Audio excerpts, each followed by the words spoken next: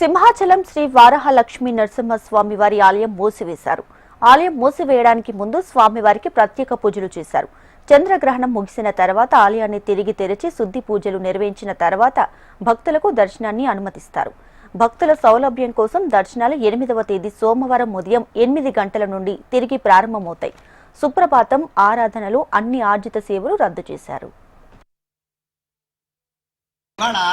చంద్రగ్రహణాన్ని పురస్కరించుకొని రాత్రి 9:56 గ్రహణం స్పర్శ 1:24 సుమారుగాను మోక్షకాలం. అందుచేత ఆగమ శాస్త్రానుసారం 8 గంటల ముందు దేవాలయం యొక్క కవాటాన్ని బంధించడం అనేటువంటి ఆచారం. 8వ తేదీ ఉదయం యథావిధిగా తెల్లారుజామున 3 గంటలకు ఆలయ సంప్రోక్షణం జరుగుతుంది.